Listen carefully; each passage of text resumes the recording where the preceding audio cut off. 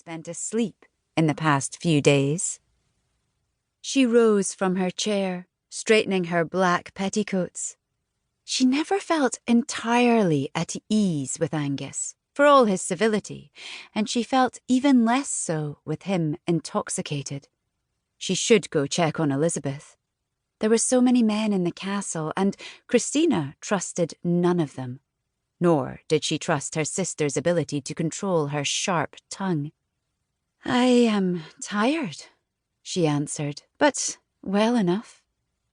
He nodded at the various papers scattered over the desk. "It is quite a load to take on, is it not?" She glanced at them and managed a smile. "Yes, it is. I imagine it will take some time to understand it all." He unfolded the papers in his hands. "I have a few more things for you to sign. Tallaght left them with me after the burial." Christina suppressed a sigh and sat back down. She must have signed 100 papers since Gordon's abrupt illness and passing. He set a few sheets in front of her. Just a few more formalities associated with the funeral. That is all. She gave a passing glance at the top of the first paper. Yet another document from Gordon's man of business.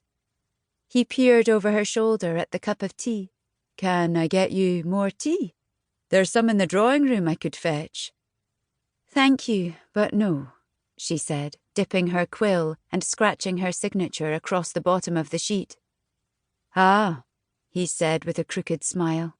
"I had forgotten Gordon told me you were particular about your tea." She gave a perfunctory smile, then blew on the ink and moved that page aside. Angus moved to stand behind her, setting a hand on the back of the chair. Whether it was a possessive stance or merely one to stabilize himself, she couldn't be sure, but it made her uncomfortable. "I could help you, you know," he said. "With the estate, I mean. As I said, it is a lot to manage. A man's job. All these papers and signatures are only the beginning, I'm afraid. You will be managing tax, bills with tradesmen, salaries for servants, disputes among the tenants." "Yes, I understand," she said, trying to conceal the testiness she felt. She hardly needed the reminder of what she was taking on as the heir of Dunverlochy. Gordon hadn't involved her in any of the estate matters.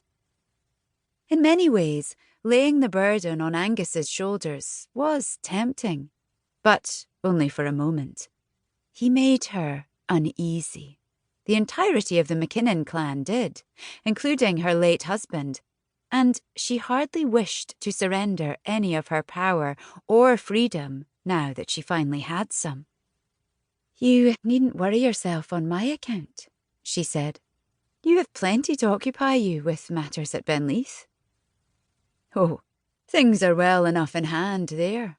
I may have to venture there now and again for short visits, but I assure you I shall not leave you here to fend for yourself. I will stay until things are in order." She glanced up at him.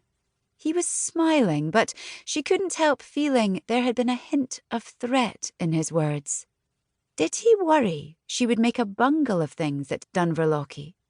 That she was putting something in jeopardy he had a chance at ownership in? If she died now, Dunverlochy would go to Angus. She signed the last paper and rubbed her temples, feeling the beginnings of a headache coming on. Angus gathered the papers together, and Christina rose, hoping to end this interaction and go in search of her sister, Elizabeth. Angus didn't move, though, from his spot behind her chair, and she tried to shift away from him. He stopped fiddling with the papers and looked at her as intently as his unfocused, bloodshot eyes would allow. "Let me help you, Christina." He came so near she had to blink away his pungent breath. "I could do more than just manage the estate for you, you know." He put a hand to her waist.